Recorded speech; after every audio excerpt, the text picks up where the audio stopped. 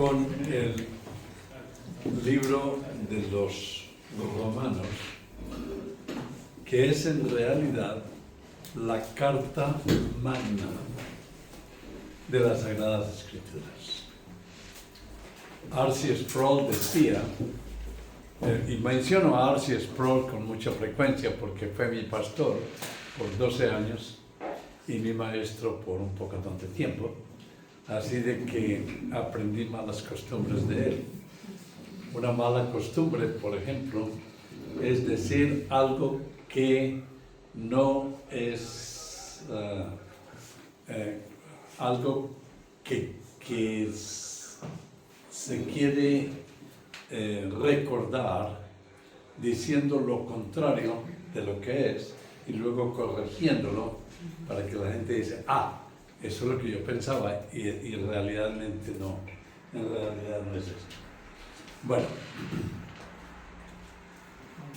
el Arsi decía que si alguien no tuviese la Biblia y el único libro bíblico que tiene es el libro de Romanos, es suficiente porque es una manera clara de presentar el Evangelio. Usted sabe, la Biblia tiene en el Nuevo Testamento los 4 evangelios, luego tiene la historia de cómo inició la iglesia en los Hechos de los Apóstoles y luego tiene las cartas, las epístolas que explican el evangelio y termina con la revelación que es el Apocalipsis. Entonces, el libro de los Romanos nos da un mensaje claro de salvación. Amén. Y fue quizás el libro que más influenció a los reformadores del siglo XVI, junto, obviamente, con el libro de Efesios y particularmente el Evangelio de Juan. Aunque todos dicen la misma historia del plan de salvación, el libro de Romanos, por alguna razón, es muy efectivo en presentar el plan en una forma más sintética, se dice, más resumida. Iniciamos en el primer capítulo con la tesis que dice, la tesis está en el capítulo 1, versículos 16 y 17, donde dice, no me avergüenzo del Evangelio, porque es poder de Dios para salvación para todo aquel que cree. Luego, con esta tesis, Pablo trata de probar con toda la carta esta tesis, que la salvación, la justificación o la salvación es por fe solamente y que el instrumento de salvación es la fe. En efecto, la Reforma tuvo 2 causas. La causa formal, que responde a cuál es la suprema autoridad. Y el aspecto formal es el regresar a la forma. Y por eso se llama reforma, y la forma es la autoridad suprema de las Sagradas Escrituras. Esa es la causa formal. La causa instrumental es cuál es el instrumento de salvación. ¿Qué es lo que lo salva? Cumpliendo los mandamientos, o recibiendo el bautismo de agua, o recibiendo sacramentos, o laborando fuerte para ganarse la salvación, y la respuesta es no. El único instrumento es la fe. Y ellos proclamaron la justificación por fe solamente. ¿Pero fe en qué? Solo en el Señor Jesucristo. Entonces, ¿cómo se recibe esa fe?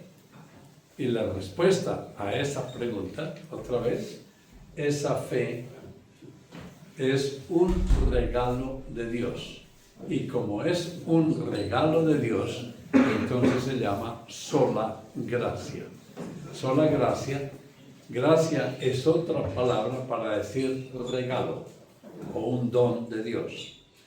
En el libro de los Efesios dice que estábamos muertos en nuestros delitos y pecados y por naturaleza éramos hijos de la ira de Dios. Pero Dios, el famoso pero Dios que es justo en misericordia, con el gran amor con que nos amó, cuando estábamos muertos, nos dio vida. Eso es Efesios capítulo 2. Nos dio vida. Porque por gracia sois salvos. Es decir, por regalo de Dios hemos conocido la fe. Y esto no es de vosotros. Eso nadie se inventó esa fe. Es un regalo de Dios. Yo no estoy hablando aquí, estoy recitando el Efesios capítulo 2.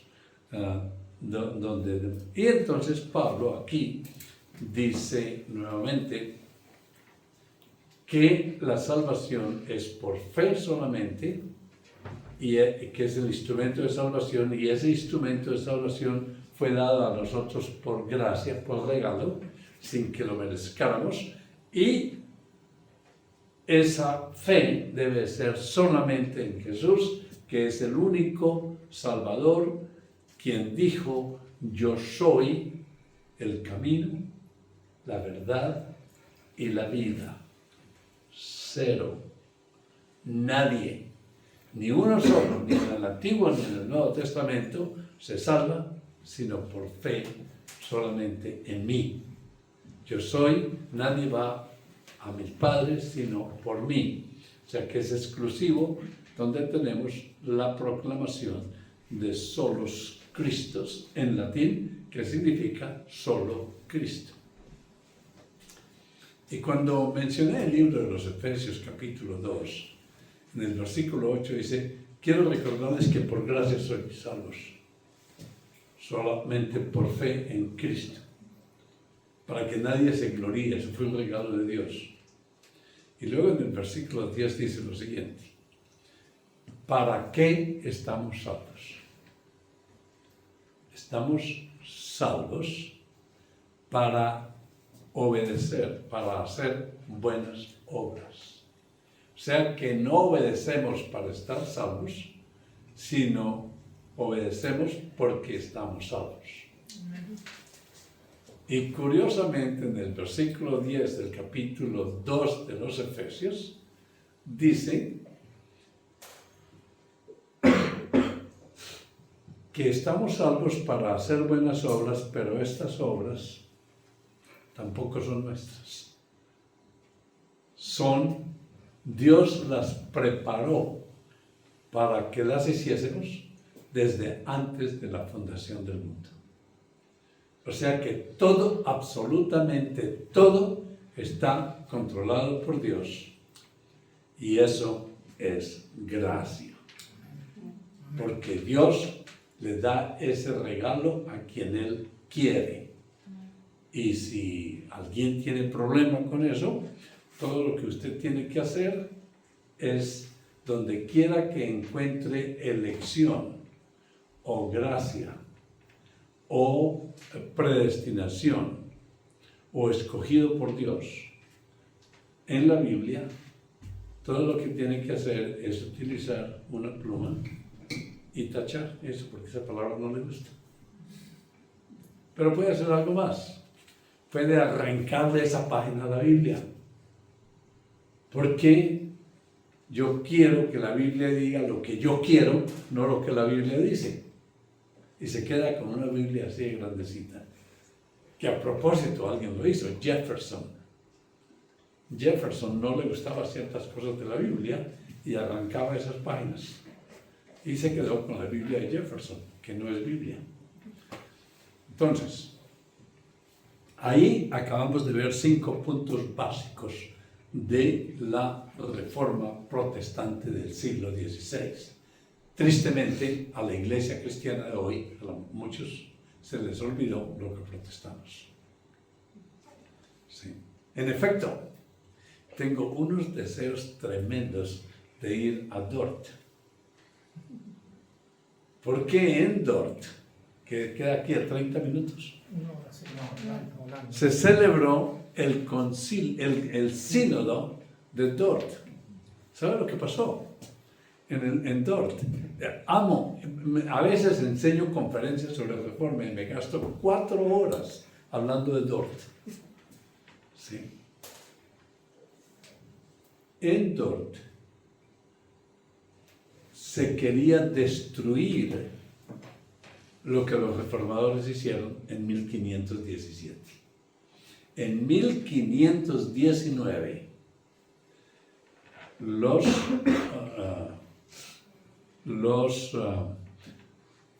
que no son reformados, los estudiantes de Arminio, le pidieron al Parlamento que acabaran con las doctrinas reformadas.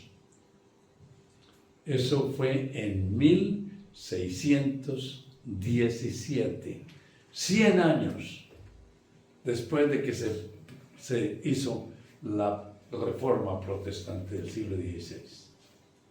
La reforma inició en 1517, en 1617 o 18 más o menos, se pidió al Parlamento que eliminaran o que declararan herégicas las doctrinas de la gracia. Y los reformados no se burlaron de las personas que estaban haciendo esta petición, sino dijeron, lo vamos a tomar en serio. Es muy importante lo que ustedes están pidiendo. Y organizaron el sínodo de Dort. Y ahí, en ese sector, se reunieron 102 individuos, 80 teólogos de toda Europa y 22 miembros del Parlamento.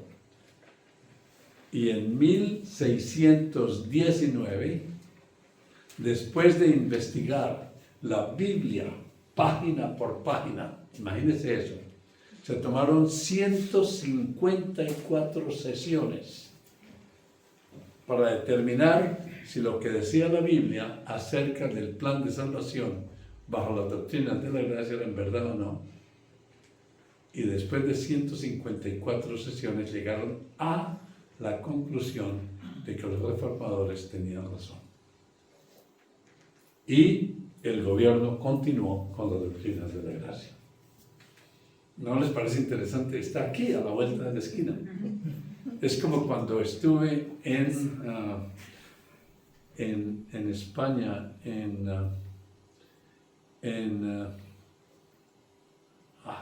donde es Reina Valera y Cipriano Castidorio de Reina y Cipriano de Valera, por lo otro. ¿Sí? Ahí en España se inició la traducción del libro de las Sagradas Escrituras directamente del griego y del hebreo a español. Y cuando descubrí eso, que era en el castillo en el convento de Isidoro, donde estos dos hombres presentaron la Biblia casi todo, a todo el convento, y más de las 2/3 partes de los monjes se convirtieron. Y se inició la traducción de la Biblia en español, que todavía la tenemos hoy, la Reina Valera. Entonces, cuando supe eso, quería ir y le pedí a un taxista que me llevara a este sitio porque es de profunda importancia. ¿Sabe lo que me dijo el taxista? Nosotros no sabíamos eso. Lo que lo voy a llevar es a la alcaldía y lo voy a llevar al gobernador para que se haga aquí un monumento sobre eso y podemos atraer muchos turistas, como hacen en Alemania y donde Lutero. De todas maneras, estos fueron los 5 puntos básicos que se llevaron a cabo en 1517 con los reformadores. Inicialmente, primero, que la Biblia es la suprema autoridad. Segundo, que la salvación es por gracia, que es un regalo de Dios, sola gracia. Sola fide, sola fe, que es instrumento de la salvación, es la fe, no hay otro medio de salvación. Solo en Jesucristo, no se puede, no es el único intercesor entre Dios y los hombres, no hay otro. Y quinto, soli Deo gloria, que es solo para la gloria de Dios. Para eso es que estamos salvos. No estamos salvos para ir al cielo. Estamos salvos para darle la gloria al Santo Dios con nuestra obediencia. E ir al cielo es como el dulce sobre la torta. Porque, a propósito, quiero decirles algo, que ninguno va para el cielo de los que creen en Cristo. ¿Sabe por qué? Porque ya están en el cielo.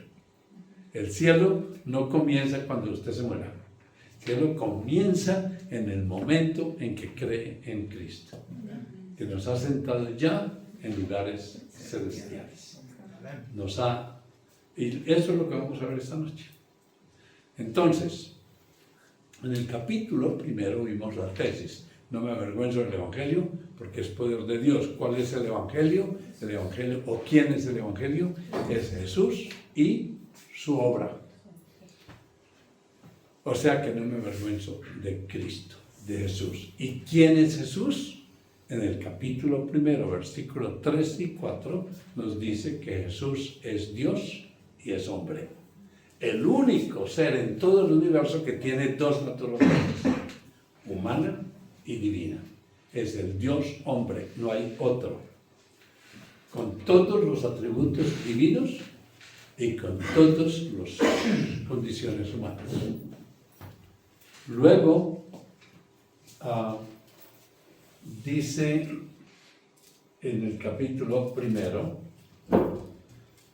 comenzando en el versículo 18 hasta el capítulo 3 de Romanos, hasta el 20, o sea, del versículo 18 del capítulo primero al versículo 20 del capítulo 3, nos muestra por qué necesitamos el Evangelio. Y lo necesitamos porque estamos muertos en nuestros delitos y pecados, y sin ese Cristo, sin ese Jesús y sin ese Evangelio terminamos en el infierno. Y da una lista de pecados horribles que si usted los lee va a enrojecer de vergüenza. Sí. Y luego, en el capítulo 2, los judíos decían que ellos se podían salvar cumpliendo los mandamientos. Y Pablo en el capítulo 2 hace el arguye que nadie puede cumplir los mandamientos. No hay ni uno solo que pueda cumplir todos los mandamientos. Y Jaime Santiago dice que si no se cumple un mandamiento es suficiente para el infierno. Entonces nadie puede cumplir los mandamientos. Entonces en el capítulo 2 dice claramente que como nadie puede cumplir los mandamientos, entonces tiene que haber otro medio de salvación que luego lo va a explicar, que es el capítulo 3, versículo 21, que es por fe solamente. Aparte de eso, dice que no hay ni uno solo bueno. Todos son malos. el que dice que yo soy bueno, a lo mejor no es cristiano. Porque no hay ni uno solo bueno. La bondad nuestra no es la nuestra, es la bondad de Cristo en nosotros. Sí, hay que tener mucho cuidado con eso. Entonces, dice lo siguiente, dice en el capítulo 3 del versículo 10 en adelante, dice que no hay ni uno bueno, ni siquiera uno. Todos se han corrompido, son debajo de la lengua, tienen serpientes envenenosas. Y en efecto, esa debajo de la lengua, en la lengua, es una de las serpientes más grandes que si no está dominada por el Espíritu Santo, es capaz de prenderle fuego a cualquiera. Es la espada más peligrosa y más dañina si no se tiene el Espíritu de Dios. Entonces llega al versículo 20 donde dice, no hay esperanza, porque por la ley, el cumplimiento de la ley, nadie se puede salvar. Y luego viene el bello pero del versículo 21. Pero ahora descubrimos en la Escritura que la gente se salva solamente por fe en Jesús y que la justificación es por fe en Jesús. ¿Qué quiere decir eso? Si yo soy pecador, lleno de pecado, pero a través de confrontarme con el Evangelio, creo en Cristo, todo el pecado del creyente cae sobre Cristo y toda la justicia de Cristo, que en inglés se llama righteousness of Christ, toda la justicia pasa al que cree. Dios quema nuestro pecado, pasado, presente y futuro, sobre el cuerpo de Cristo, hasta que le vas a gritar, Dios mío, ¿por qué? Y la respuesta es porque ando cargando con los pecados de todos los que creen en mí. No de todos, sino solamente de todos los que creen en mí. Y ahí está esto. Nosotros que deberíamos estar en la cruz, fuimos sustituidos por el cuerpo de Cristo. Y la ira de Dios que venía sobre nosotros cae sobre Jesús como un pararrayos, y para nosotros solamente cae bondad. ¿Sí? Y nos declara justos. Eso no quiere decir, nos declara justos, pero no somos justos, solamente declarados justos. Quiere decir declarados no culpables. Eso quiere decir que nuestro pecado ha sido totalmente pago. Y Dios Padre, con toda reverencia, podemos decir, no tiene ningún reclamo sobre nosotros, porque ya ha sido pagado totalmente nuestro pecado con la sangre de Cristo. ¿Vamos bien? Estamos haciendo un repaso de lo de ayer, no hemos comenzado todavía la conferencia. Sí. Pero es importante para las personas que no estaban acá, que sepan lo que estamos haciendo. Luego, ahí es donde está claro la justificación por fe en el capítulo 3 de Romanos. Quedamos santos, hijos de Dios a través de la fe. Y esa fe es un regalo, y ese regalo se llama sola gracia, y esa sola gracia está toda descrita en el capítulo 4 de Romanos, donde Dios habla con Abraham, le regala la fe para creer, y luego en el capítulo 4 dice que Abraham no sacó dinero para pagarle por esa fe. ¿Por qué? Por ese regalo. Porque si se paga por un regalo, ya no es regalo. Si usted al final de la semana, el patrón o el dueño de la compañía le dice, mire, le voy a dar este regalo por el tiempo que usted pasó esta semana aquí, ¿usted qué dice? Eso no es regalo, eso es salario. ¿Sí? Y la Biblia dice específicamente eso en el capítulo 4. Si Abraham hubiese pagado por la fe que recibió, ya no es regalo, es salario. Entonces, ese es el capítulo 4. Capítulo 5 maneja solos Cristos y dice que Jesús murió por los que el Padre le envió a salvar. Y eso está bien claro desde los labios de Jesús en el capítulo 17 de Juan. Él vino no a salvar a los cabritos, solamente a las ovejas, que ya eran de Dios desde antes de la fundación del mundo, y a ellos fue a quien Jesús vino a salvar. Y Jesús vino a hacer la autoridad, la voluntad del Padre. Y el Padre lo envió solamente a salvar a los que el Padre le dio a Jesús. Y lo dice como 7 veces: Padre, los que me diste, los que me diste, los que me diste, los que me has dado, los que eran tuyos, me los has dado, y a ellos son los que vine a salvar. O sea que está bien claro que es solamente los que vino a salvar. Entonces el capítulo 5 dice que es solo Jesús y vino a salvar a los que Él vino no a dar la posibilidad a nadie a salvarse. Vino específicamente a salvar a los que creen en Él. Luego dice, pero de ahora en adelante quedamos salvos para siempre, porque es un regalo de Dios y Dios no cambia, Dios no quita ese regalo. Y dice, cuanto más peque, más va a abundar la gracia.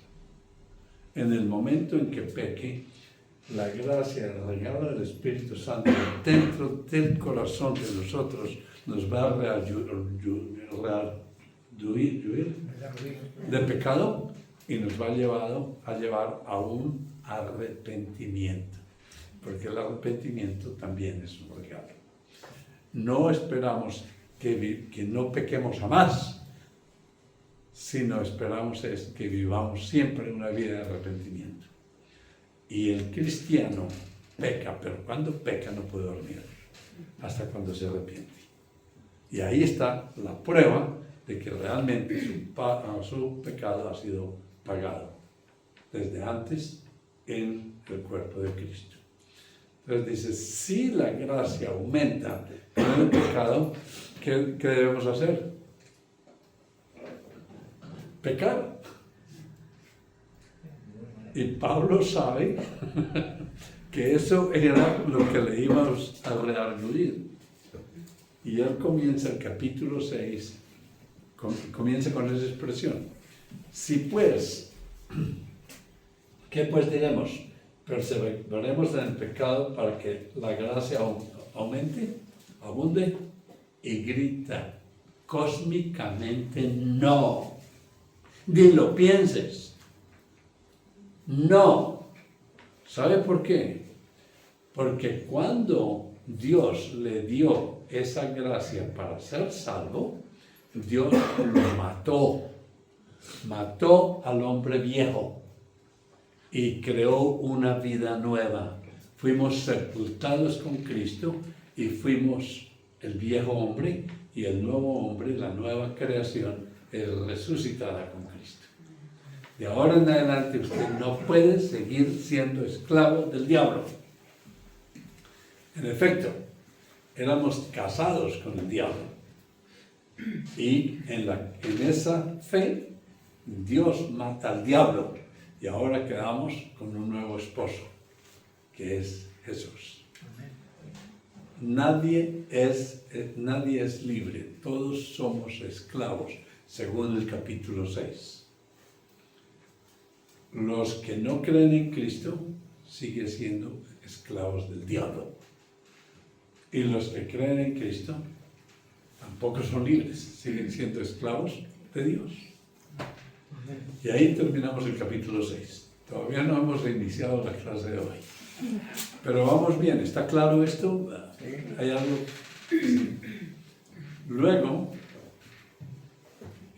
Luego viene el capítulo 7. Y Pablo se asombra que en el capítulo 7, ¿sí?, que nosotros, que no queremos pecar, porque ya no estamos bajo la ley, sino estamos bajo el amor. ¿Sí? Me gustó como una dama vio entrar a su papá, lo abrazó, lo besó y me dice, es mi papá. No había pensado usar eso, pero lo voy a usar. Esa dama no le quiere hacer daño a su papá, ni quiere robar de su papá, ni quiere maltratarlo, ni lo quiere ofender. ¿Por qué? ¿Por qué? ¿Porque Dios le prohíbe eso? No. La palabra es amor. Ya no queremos pecar. No porque estemos bajo la ley. Estamos solo bajo una fuerza mucho más grande. El amor. ¡Wow! Por eso es. Entonces dice, pero esa chica que besó a su papá no lo quiere ofender. Y sabe una cosa, a veces lo ofende. ¿Sí? Pablo dice lo siguiente, de ahora en adelante que quiero obedecer al Santo Dios. Lo que quiero hacer, eso muchas veces no lo hago. Y lo que no quiero hacer, eso lo hago. Entonces, lo que Pablo dice es, lo que usted no puede hacer es vivir en continuo pecado. Hacer la práctica del pecado. No intencionalmente ofender y ofender y ofender y arrepentirse y ofender otra vez y ofender y ofender y vivir ni siquiera hablar con su papá. Porque eso es lo que Dios dice. No puede hacer práctica del pecado. Puede caer aquí y allá, pero no hacer práctica del pecado. Y si hace práctica del pecado, a lo mejor no es hijo de Dios. Y esto no lo digo yo, ni lo dice Pablo, lo dice Juan en sus cartas. Si usted hace práctica del pecado, el que diga que no tenga pecado es un mentiroso. ¿Sí? Pero el que hace práctica del pecado, a lo mejor no ha creído, no es hijo de Dios. Entonces dice, la razón por la cual pasa eso es porque no hacemos práctica de los medios de gracia que Dios nos ha dado. La lectura de la Biblia, la adoración, el reunirse con los hermanos en Cristo, en leer la Biblia como cualquier otro libro, desde el primer capítulo, primer versículo, hasta el final en orden. Si no lo hace, es realmente una falta de respeto contra el Santo Dios. Usted no agarra a Pablo Neruda y lee una partecita aquí y otra partecita allá. Usted lee todas sus novelas, todo, para saber quién es Pablo Neruda, o cualquiera. 100 años de soledad, no va a leer aquí y allá, pero lee todo desde el principio hasta el final. Pues ¿por qué no hacer lo mismo con la Biblia? Luego llega el capítulo 8. Y aquí es donde comienza la lección para hoy. No me vaya a parar ahora porque... No, sí, está. Ok. El capítulo 8. Amados, les dije que no van para el cielo. ¿Por qué? Porque en el versículo primero del capítulo 8 dice que ahora ya no hay ninguna condenación para los que han creído, para los que están en Cristo. O sea que no es mañana o en el futuro, pero hoy ya no hay ninguna condenación para los que están en Cristo. ¿No le parece eso maravilloso? Eso es lo que separa a los cristianos de los que participan del catolicismo romano. Los católicos romanos no saben para dónde van. ¿sí? Creen que la salvación es para cuando se mueran, si es que cumplen todas las obligaciones. El cristianismo dice, no, la salvación no comienza mañana, ni dentro de un año, ni cuando hablen lenguas, ni cuando... Nada. La salvación comienza hoy. Esa expresión ahora es quizás una de las más importantes en ese capítulo. Ahora no hay ninguna condenación para los que están en Cristo. ¿Por qué? Porque la ley del Espíritu de vida en Cristo Jesús me ha librado de la ley del pecado y de la muerte. ¿Y eso por qué? Ojalá que no se les vaya a olvidar el versículo 3. ¿Por qué? Porque ninguno de nosotros, con esta carne pecaminosa, no puede guardar los mandamientos. Ninguno puede guardar o cumplir los mandamientos. Entonces, en el capítulo 8, versículo 3 dice, ¿por qué no hay condenación? No porque nosotros, sino porque como nosotros no pudimos cumplir la ley, Dios envió a alguien perfecto, en semejanza de carne pecaminosa, semejanza a nuestra humanidad. Nuestra humanidad es pecaminosa. Pero Él nos dijo que envió a Jesús en carne de pecado. Una palabra muy importante es en semejanza. Dice bien claro en la Biblia, en semejanza de carne de pecado. Porque si lo hubiera mandado en carne de pecado, Jesús sería pecador. ¿Está claro? ¿Y por qué lo mandó? Lo mandó para que cumpliese fielmente los mandamientos. O sea que Jesús no nos salvó solamente por su muerte, nos salvó por su vida y por su muerte, y por su resurrección, y por su ascensión, y por haber recibido la gloria y diciendo, Hijo, gracias, ha hecho bien, ¿sí? Me has rescatado a todos los que debían rescatar. Y ninguno de los que Dios le envió a rescatar se va a perder. Amén. Todos. Porque Él no vino a dar la posibilidad a nadie para salvarse.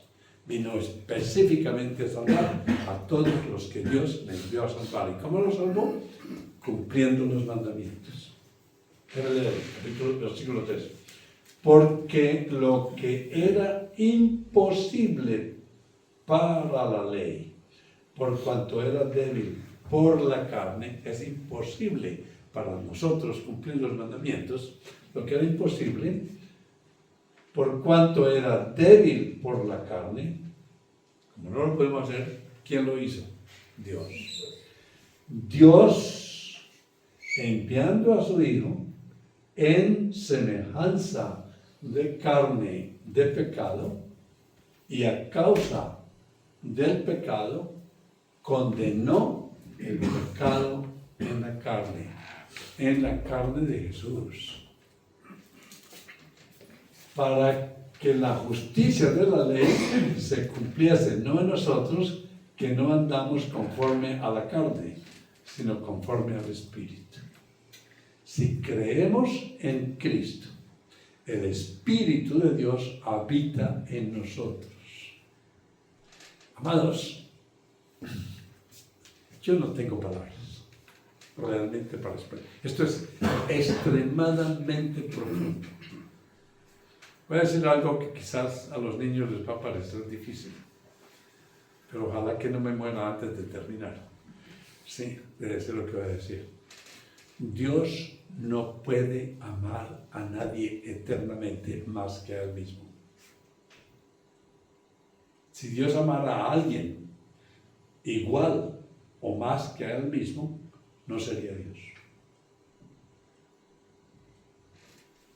Dios ama eternamente al Hijo. El Hijo ama eternamente al Espíritu Santo. El Espíritu Santo ama al Hijo. El Espíritu Santo ama a Dios, al Padre. El Padre ama al Hijo. El Padre ama al Espíritu Santo. Es el amor intertrinitario. Y cuando estamos en Cristo, Dios nos ama eternamente, porque cuando ve a Cristo nos ve a nosotros en su Hijo y lo puede amar eternamente. ¡Wow! Esa es la participación del amor intertrinitario que nosotros vamos a tener. Y por eso cuando ve a su Hijo en usted, la gloria nuestra es Cristo en nosotros, la única esperanza. Entonces estamos eternamente seguros, porque Él, a ver a su Hijo en nosotros, nos puede amar eternamente y nunca nos va a enviar, porque enviaría a su Hijo al infierno. ¿No le parece extraordinario? Esto es increíble. Pero el que no cree en Jesús, algunos dicen, Dios ama al pecador y odia al pecado. No, no, no. No, eso no es verdad. Dios, porque no hay ni un solo pecado en el infierno. No hay ni uno. Hay solamente pecadores. Dios ama al pecador arrepentido, al pecador que no rechaza a su Hijo, al pecador que ama a su Hijo y odia eternamente al pecador que rechaza a su Hijo y lo manda al infierno. No puede haber peor castigo, peor odio que estar separado de Dios por toda la eternidad sufriendo en el infierno. ¡Wow!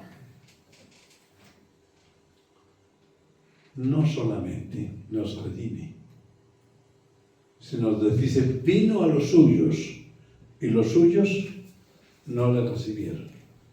Pero a los que le recibieron, a los que creyeron en su nombre, a ellos les dio el derecho, la potestad de ¿qué? De ser hechos hijos de Dios. Los que no creen en Cristo no son hijos de Dios. No son mis hermanos. Porque los que no creen en Cristo, como Jesús dijo en el capítulo 8 de Juan, son hijos del diablo. Y ellos no tienen el derecho de decir el Padre Nuestro. Porque su padre es el diablo. Los que hablan inglés, Our Father, who is in heaven, solamente lo puede decir el cristiano, porque Dios es Padre. Notre Père qui est au ciel, ¿quién lo puede decir? El cristiano. El nuestro Padre que está en el cielo, nuestro cristiano. El que no es cristiano y llama a Dios su Padre, está mintiéndole a Dios y al Espíritu Santo, y Dios lo puede matar en ese momento, como mató a Ananías y Zafira. Ananías y Zafira. Y yo no puedo orar el Padre Nuestro con un pagano, porque Dios no es Padre. ¿No les parece tan maravilloso que Dios nos regale esta fe tan hermosa? Ahora somos sus hijos. Pero somos sus hijos. Es muy importante si realmente el Espíritu de Dios está en nosotros. Si estamos en Cristo. Y si estamos en Cristo, vamos a tener ese cariño y ese amor por nuestro Padre, que si lo vemos, lo abrazamos, lo besamos y decimos, es mi papá. ¡Wow! Yo creo que a usted no se le va a olvidar eso. Johanna.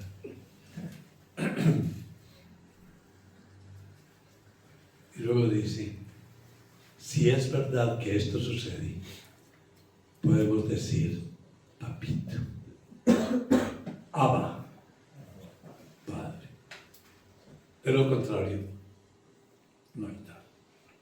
¿No le parece hermoso este libro de Romanos? Es viviente. Luego dice que ahora, este es un verso mal utilizado por la mayoría de la gente del mundo. Verso 28. Ahora, todas las cosas que no suceden son para bien, para aquellos que están en Cristo. ¿Es lo que dice? Sabemos, qué bueno.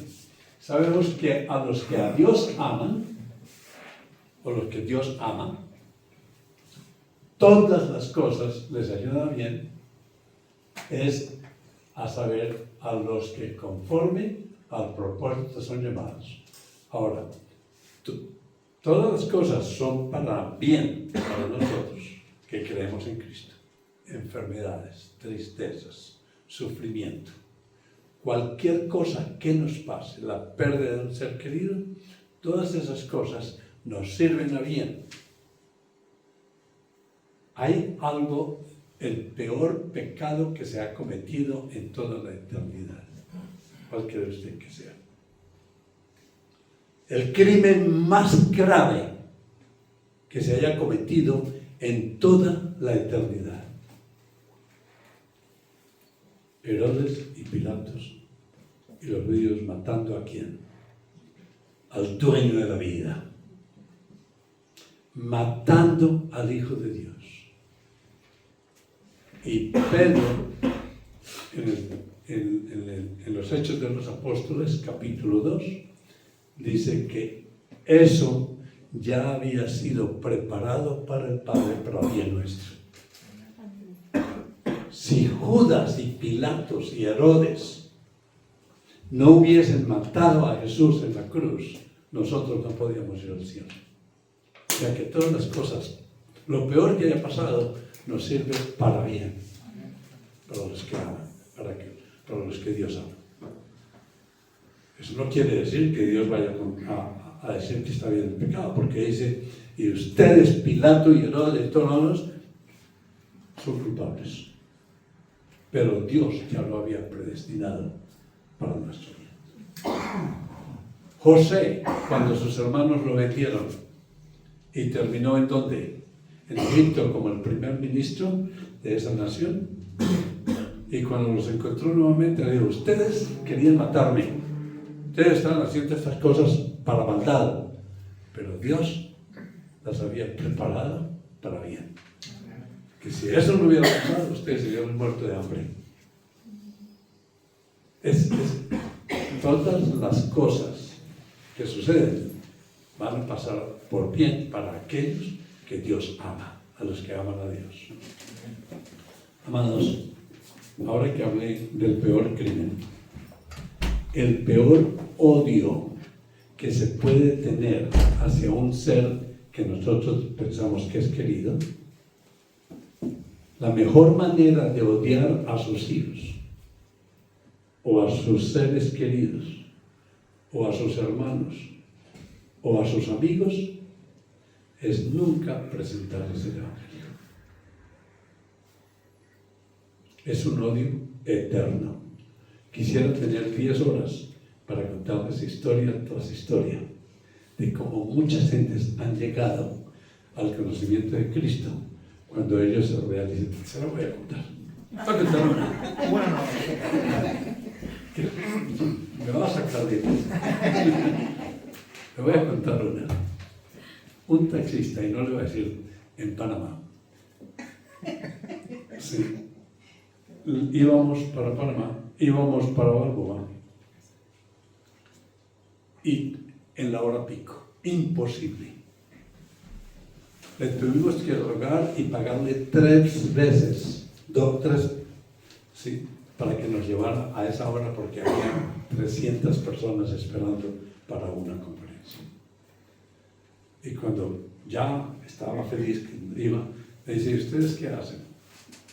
Y yo, para congraciarme con él, que es pecado. Dije, somos misioneros. Paró. ¿Son misioneros? Odio a los misioneros. Odio a Dios. Yo soy un perro. Y cuando me muera, se termina, voy a dejar. Dice, mi Dios es esto. La máquina que tengo aquí, el taxi, Dios no me ha dado nada. Todos mis esfuerzos son yo hago todo esto. Así que los misioneros dicen que Jesús por acá, Jesús por allá, Jesús por allá. Si me va a hablar de Jesús, bájese. Miré a mis amigos y me dijeron, Noé, cierra la boca. Entonces comenzamos a hablar, le pregunté por su familia, cuénteme de su vida, me contó de su hijo de 13 años, que es el mejor jugador de fútbol de todo el mundo, para él obviamente. Y me contó todos los detalles que él hace con la pelota, que la toca de esta manera, la pelota se va por allá y luego a la vuelta, tal. Y cuando ya estábamos llegando, que ya podíamos caminar, le dije, ¿sabe una cosa? Usted nos hizo amar a su hijo. Usted cree que ama a su hijo. Pero usted, realmente, lo triste que tengo que decirles es que usted odia a su hijo. Yo odio a mi hijo. ¿Por qué? ¿Por qué dice eso? Dice, porque está bien que usted sea un perro, pero usted cree que su hijo es un perro. Después de todo lo hermoso que nos dijo de su hijo. Usted odia a su hijo, porque está bien que usted sea un perro, pero usted le está quitando, robando a su hijo el derecho de conocer el camino para el cielo. Y nosotros estamos tratando de decirle a usted el camino para que usted le diga a su hijo y usted pueda amar a su hijo eternamente. Frenó, me miró con unos ojos que pensé que me iba, si los ojos pudieran matar, estaría la muerte. Y me dice, ¿cuál es el camino para el cielo? Dice, y tuve la oportunidad de presentarle a Cristo. Él terminó llorando. Cuando comenzamos la conferencia, ¿sabe quién estaba sentado ahí? El taxista. Se quedó por 3 horas. Comenzó a llorar. Dice, hoy, Dios me ha salvado. Y no puedo esperar el momento de mostrarle el camino para el cielo a mi perrito que tengo en la casa, mi hijo, a mi esposa, a toda la familia. Realmente tengo temor de que de pronto no alcance a llegar a la casa para mostrarle el camino para el cielo. Y a los 2 meses me mandó una fotografía donde toda la familia se bautizó. Y dijo, y aquí está la fotografía del perro que ahora es un hijo de Dios. Ahora es un diácono en la iglesia. Es increíble.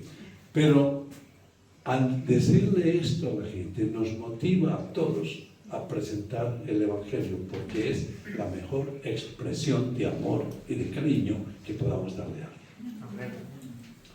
Entonces, versículo 28, continúa, 8:28.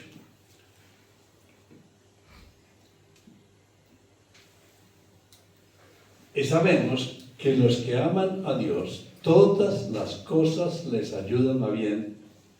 Esto es, a los que conforme a su propósito son llamados. Pongamos atención a esto. Vamos a pararnos en cada una de estas palabras. Terminaremos mañana a las 11 de la noche. Porque a los que antes conoció, otra palabrita para pensar, también los predestinó. Por favor, tachen esa palabra. si usted no puede creer en eso. Yo no puedo quitarle nada a la Biblia. Si la Biblia dice eso, y a los que, para que fuesen hechos conforme a la imagen de su Hijo, para que Él sea el primogénito entre los muchos hermanos. Y los que están estudiando teología, el versículo 30 es la cadena de oro de la salvación. A los que predestinó, a estos también llamó. Y a los que llamó, a estos también justificó. Y a los que justificó, a estos también los glorificó. 10 horas tiene que darme para este verso. Note esto. A los que conoció, a los que Él hizo, los predestinó. ¿Sí? Dice, a los que predestinó y a los que realmente predestinó, a ellos los llamó. Amados, yo estoy llamando a todos ustedes en este momento que creen en Jesús como único y suficiente medio de salvación. Que si usted no oye,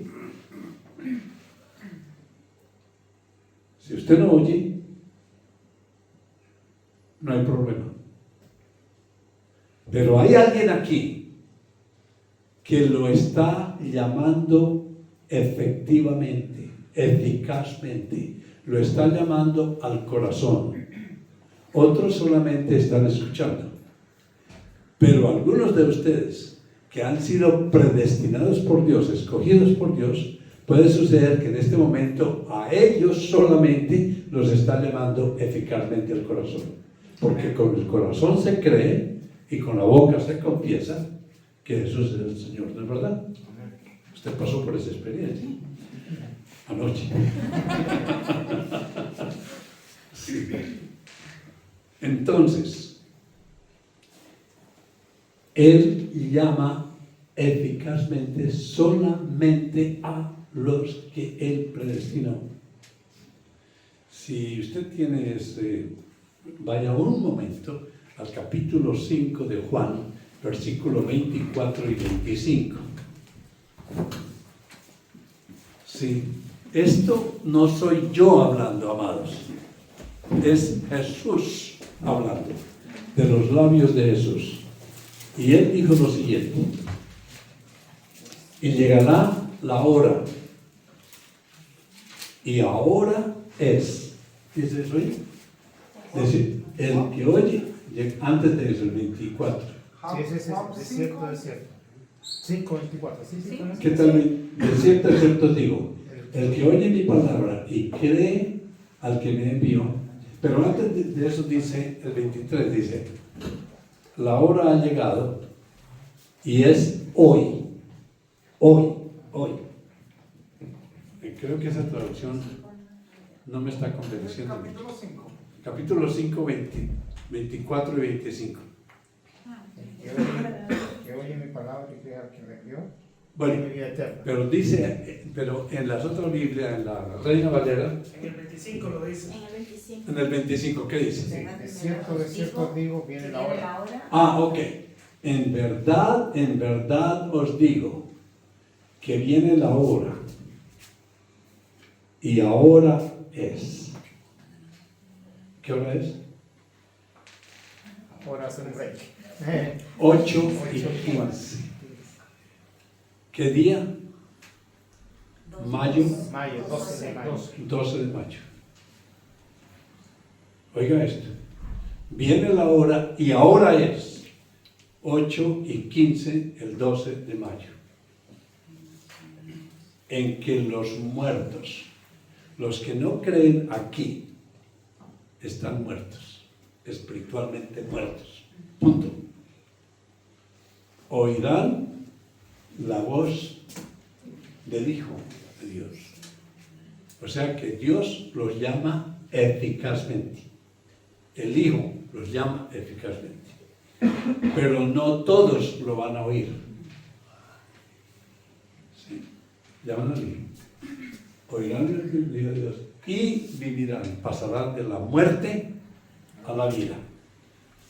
Pero amados, no puede esperar hasta el versículo 28 del mismo capítulo. Dice, porque llegará el día, y ahí sí no lo sabemos, no son las 8:15, no es el 12 de mayo, es cuando todos los muertos están en el cementerio, en el sepulcro. Están muertos espiritualmente y muertos carnalmente. Todos resucitarán y oirán la voz del Padre, la voz de Dios, no la voz de Jesús, pero ya es demasiado tarde.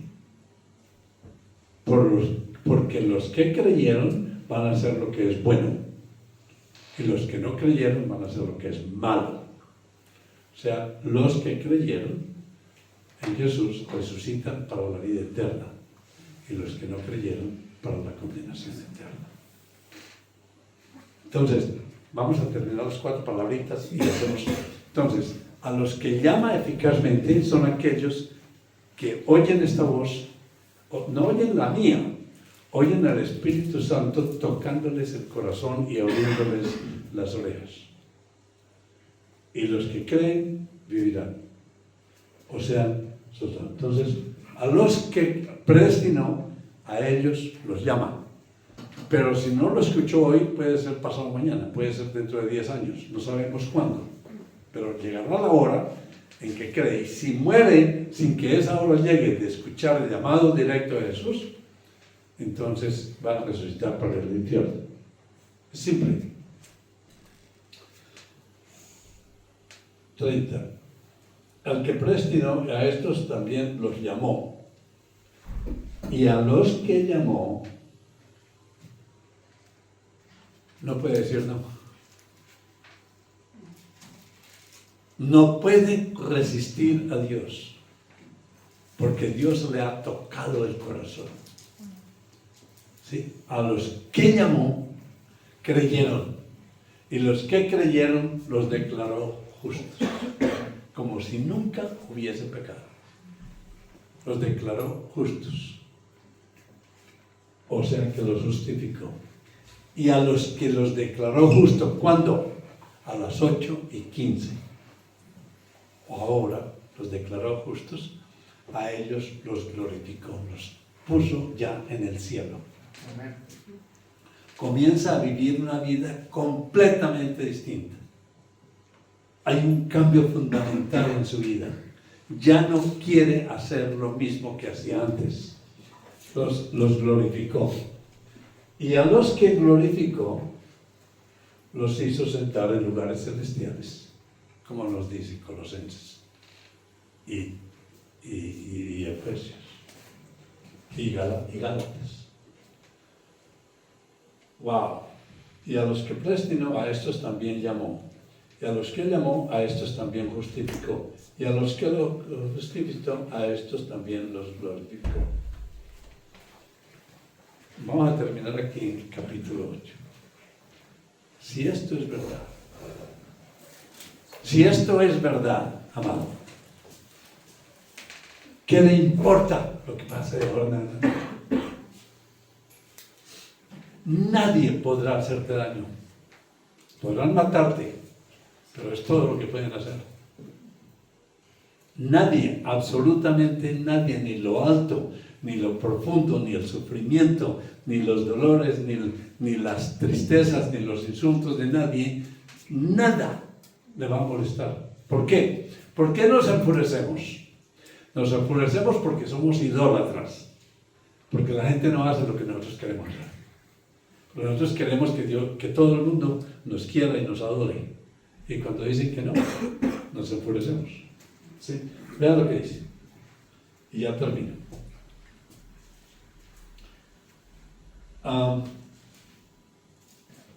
El 31. ¿Qué pues diremos a esto? Si Dios es por nosotros, ¿quién contra nosotros? No hay nadie. El que no escatimó ni a su propio Dios, sino lo mató por nosotros. ¿Cómo no nos dará también con Él todas las cosas. Todas las cosas, no las cosas que nosotros queramos, sino las cosas que Él sabe que necesitamos. ¿Y quién os acusará a los escogidos de Dios? Otra palabrita para tachar de la Biblia, ¿no? Ese es el principio bíblico de Dios. Dios es el que justifica. ¿Quién es el que condenará? Nadie. Si estamos en Cristo, nadie nos puede condenar. Cristo es el que murió, más aún el que también resucitó, el que además está a la diestra de Dios Padre, el que también intercede por nosotros. ¿Quién nos separará del amor de Cristo? ¿Tribulación o amargura o persecución o hambre o desnudez o peligro o espada? Como está escrito. El punto es que no hay nada. Versículo 38. Por lo cual, estoy seguro, esas palabras son importantes, de que ni la muerte, ni la vida, ni ángeles, ni demonios, ni principales, ni potestades, ni lo presente, ni lo porvenir, ni lo alto, ni lo profundo, ni ninguna otra cosa creada nos podrá separar del amor de Dios que es en Cristo Jesús, nuestro Señor. Wow. Y ahí termina el capítulo 8. Deseo orar para descansar.